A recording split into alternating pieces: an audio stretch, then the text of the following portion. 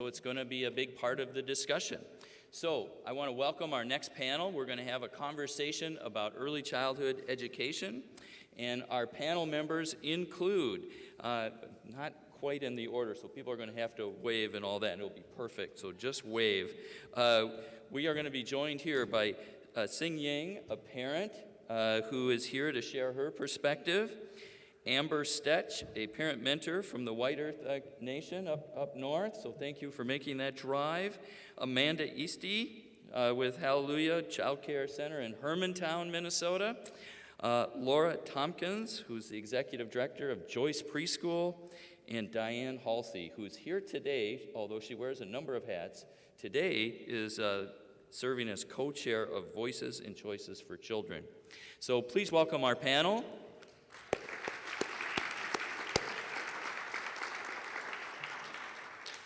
And our panel moderator today is a good friend of many of us in this room, and that is Carolyn Smallwood. And Carolyn serves as the executive director of Way to Grow. That's the role many of you know her in. She has many other roles she serves in our community where she shares her leadership. Kind of one most notably right now as she co-chairs Mayor Hodges' Cradle to K cabinet. She is in many, many places in our community sharing her wisdom and her leadership on these very important issues. Please welcome our panel moderator, Carolyn Smallwood.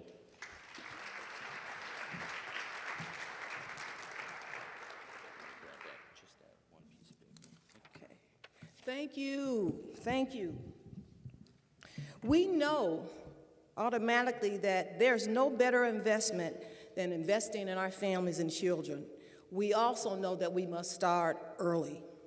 And we also know this can be done. So when I look out in the audience, to be honest with you, I see a lot of hope. I want to say thank you for being here. This event confirms to me again that we have not forgotten about our children, that we still have the vision that each child should have an equal opportunity to succeed in school and life. And I want to say thank you before we get started.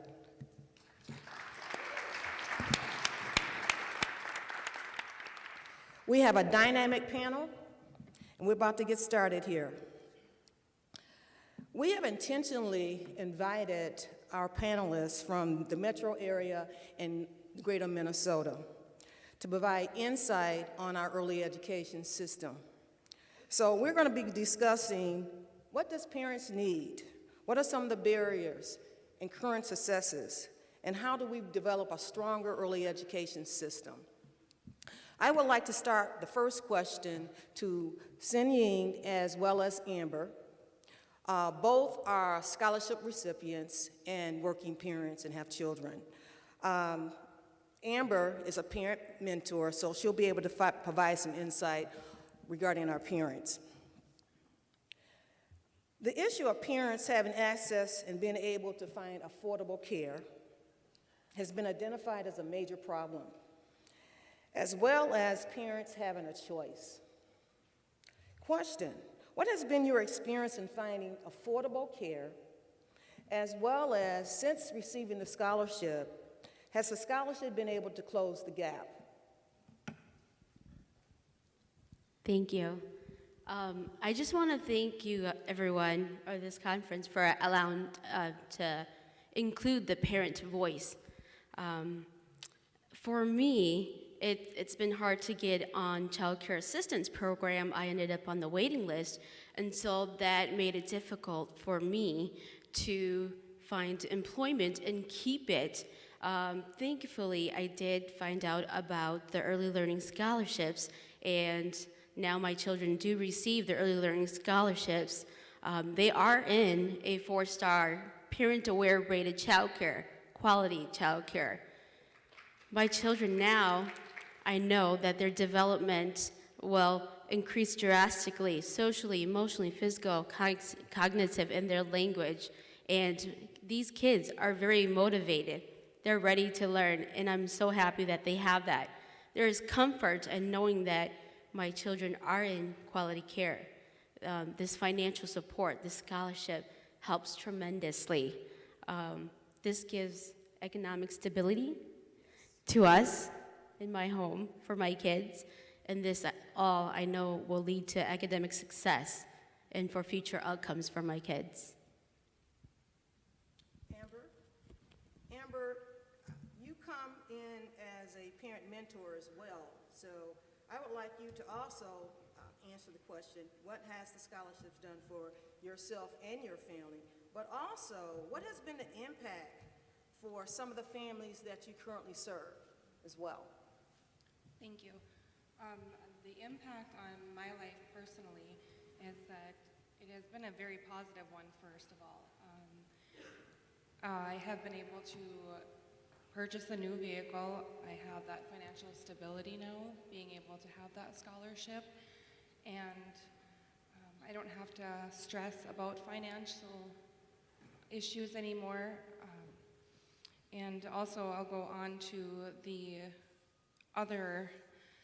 We did a survey in White Earth on the parents that have received scholarships, and I just wanted to go over a couple of the impacts that it has been on some of them and some of their answers. Some of them said that they were able to provide more for their children, clothes and food. Some were able to focus their finances on finishing school and working full-time. Some of them were allowed to get off assistance, which was a very big thing for them. On the emotional part, some of the answers that they said in receiving the scholarships, a great impact was it allowed their stress levels to become lower, and they were able to be more relaxed at home and play with their children because they didn't have that financial burden on them anymore after receiving the scholarship. Thank you, thank you. You also shared with me that these scholarships impact you personally by enabling you to have a full-time job. Yes, I was able to. Before receiving the scholarship, I was kind of in a limbo of, do I work because I have to pay for childcare, and is it going to pan out? And then after receiving the scholarship, I was able to have a full-time job and not have to worry about that financial part of it and feel confident. My daughter is in a 3-star rated childcare, and she's moving up, and she's a newly childcare, so that's great for me. Okay. The next 2 questions are going to be directed to Laura and Amanda. They're providers. Laura's a provider at Joyce Preschool, and Amanda is with, I forgot. Thank you, thank you. Question, what has been your experience with working with Scholarship and CCAP on behalf of your families? And also, tell us a little bit about your experience with Parent Aware.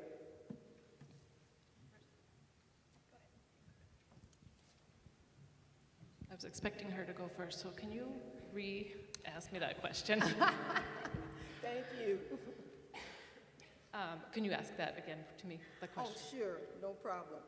What has been your experience in working with scholarships and CCAP on behalf of your families? I am a director at a 4-star rated center up in rural Minnesota. I'm up in Hermantown. We have many families that are taking advantage of the scholarships, and they have been great. I want to say maybe a quarter of the families that are moms who are going back to school. We have a lot of moms that are trying to get a nursing degree, things like that. My favorite part about the early scholarships is a couple of years ago, we've been getting them for about 4 years now.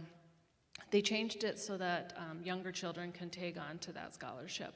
And so how the scholarships work is they need to be 3 by September, and we're on a pathway to, once they get that scholarship, it stays with the child, and they can have it for 2 years.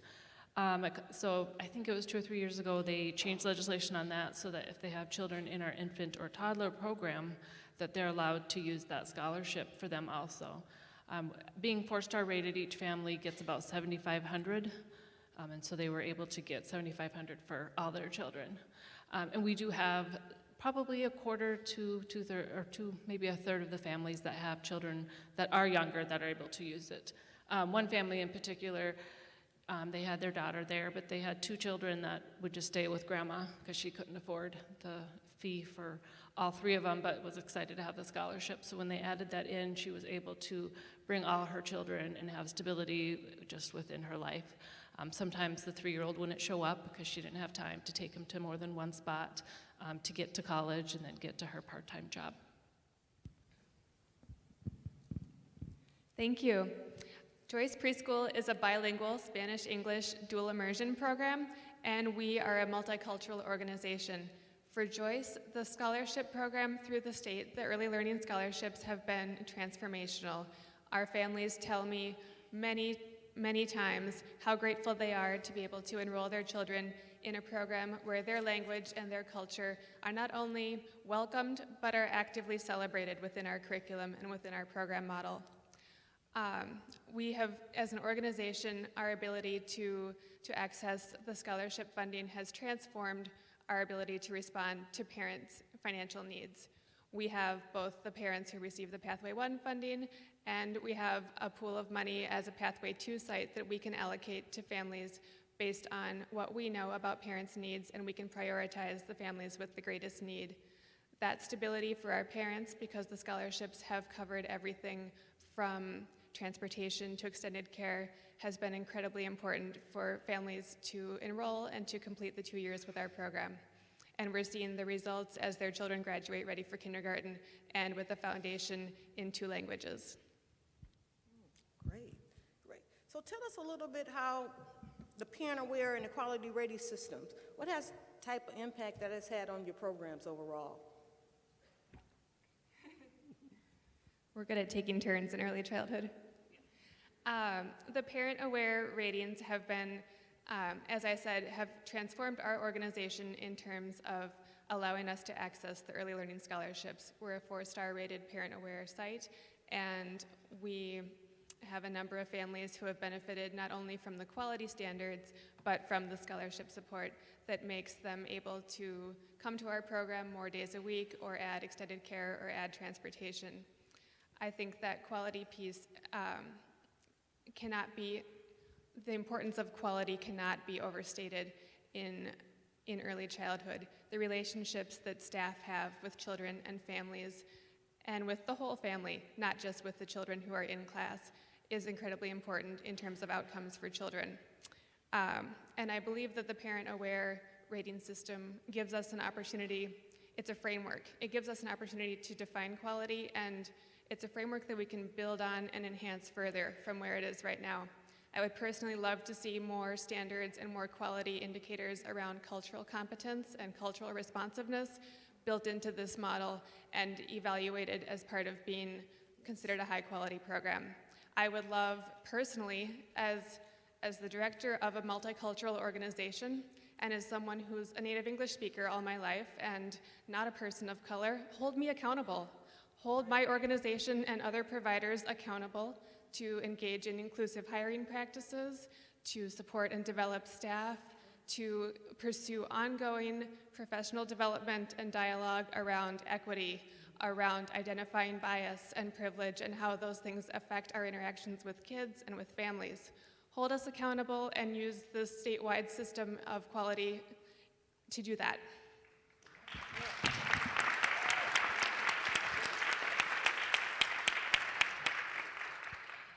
My center has been rated at a 4-star. That we're going into our 2nd term, so that we've been rated, this is going into our 3rd year.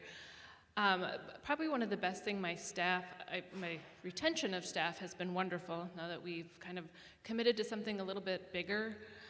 My teaching staff has kind of caught that we're not just child care providers, we are teachers and we're educators.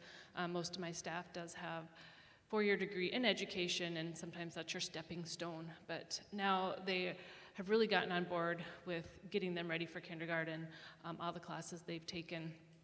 When it comes to my families, a lot of times when they would turn 4, we would see them come and go throughout the day. They would head to Head Start, or they would head to a preschool program in town. Parents just, not educated enough to realize, and us not educating enough to let them realize we're not just childcare. We are educators getting them ready for kindergarten. In our school district, I'm in the Hermantown School District, and we've really been able to partner with the school district and the kindergarten teachers and kind of working together to get them ready so that each child is kind of at that same platform when they're heading into that kindergarten classroom. But I will advocate again, those scholarships have been huge in that because we've had families who could only afford a couple days. And even just coming 2 days with your peers are coming 5 days, that can make a big difference when your mom's working and you're just a friends or a family members and not consistently in the program with the rest of the kids. You mentioned to me offline that the parent-aware quality rating system allowed your organization to kind of bridge the gap between early education and K through third and special education. Yeah, Can you talk a little bit about that? Yeah, once we started building quality, we were with Parent Aware, one of the first counties back, I think in 2012 is when we started building quality and working with our coach. We have seen, and I've been director up there for 10 years, and we've seen in the last 4 or 5 years just the special education needs that are arising within the center.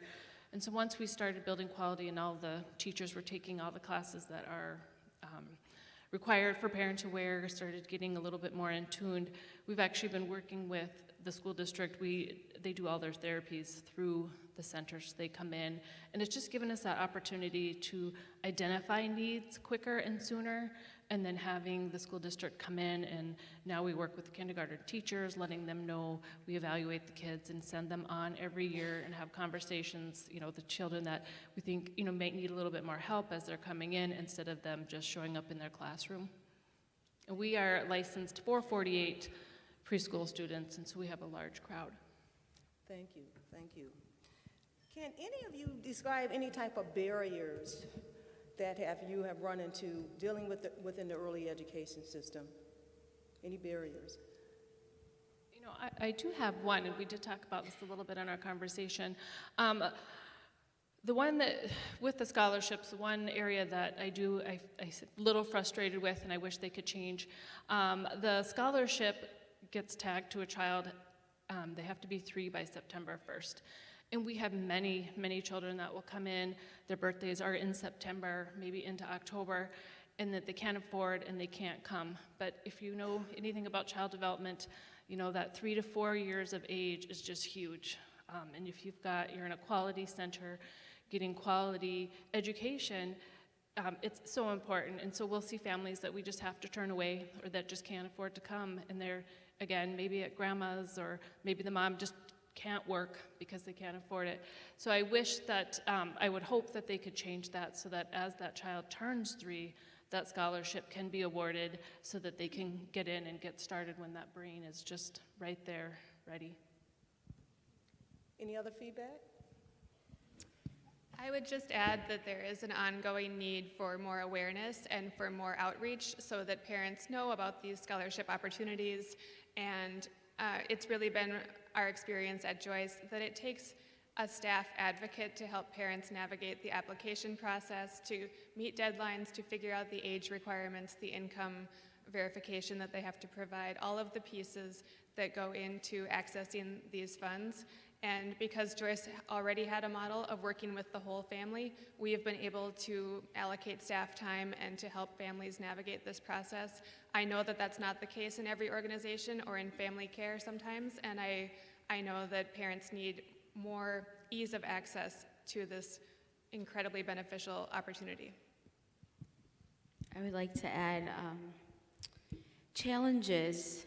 I've been able to help survey other parents who receive the Early Learning Scholarship, and challenges are for immigrant and refugee families because they don't read English, they don't know how to use the web, they don't know how to search. I'm very fortunate. I have a college degree. I know how to access technology, and I know who to call if I need help.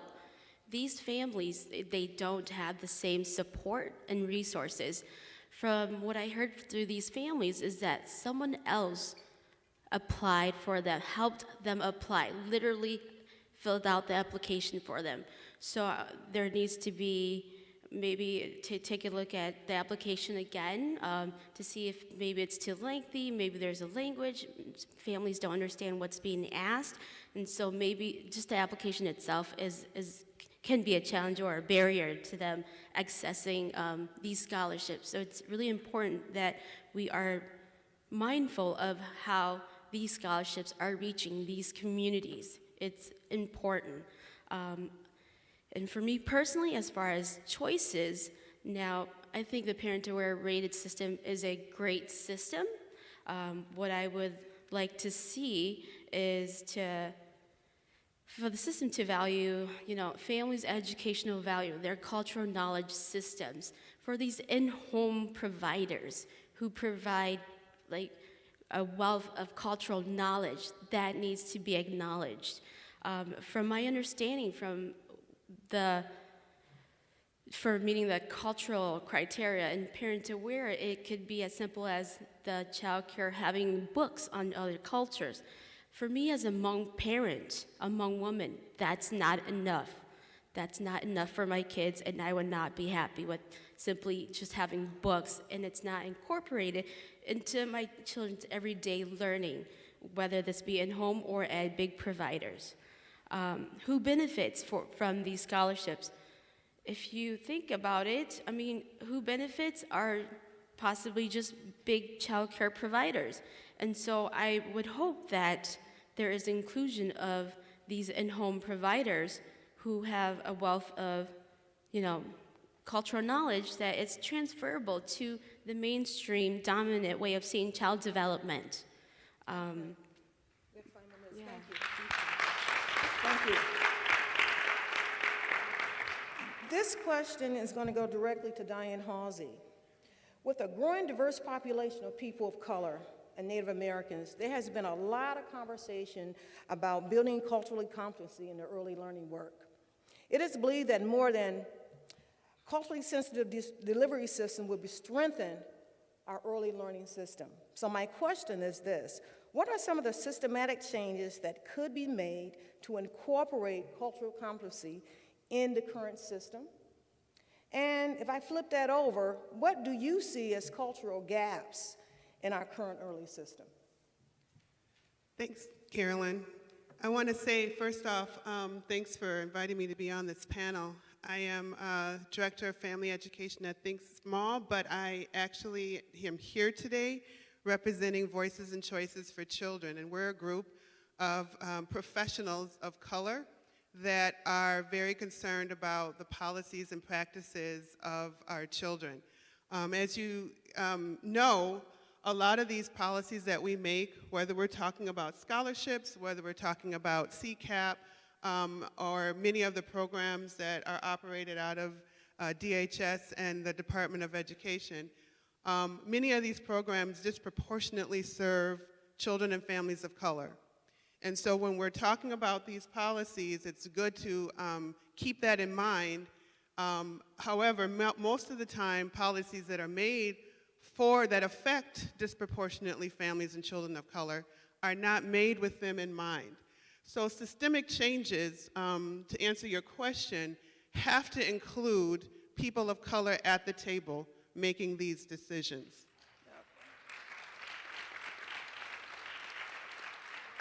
In addition to that, when you think about the very good example that was given us earlier of the people trying to reach the apple tree, when we're talking about dealing with communities of color, we need to keep in mind, and I know this is difficult for us in Minnesota. I'm born and bred Minnesota, so I know a little bit of what I'm talking about. Communities of color are dealing with historical trauma. And so when you talk about policies, you have to understand that when you're dealing with a community that has historical trauma, not to mention the day-to-day oppression that many families are up against, racial oppression, economic oppression, these policies that we create have to be able to respond to that. I think one of the gaps that we have, it's been spoken of, I think, already pretty eloquently today, is that when we think about the early childhood system, parents of color should never have to choose between high quality and a program that is culturally and linguistically responsive to them, which may currently be the case. And so I would just wrap it up by saying that part of what we need to consider, and part of what Voices is really interested in doing, is working with policymakers, working with people at the administrative level to say, hey, this is how this policy is affecting our communities, and this is how we think that things need to be done. Wonderful, wonderful. As we wrap up, one piece on equity. Not everyone starts at the same place, and not everyone has the same needs. That's pretty much where you're closing about equity regarding. Thank you very much, panel.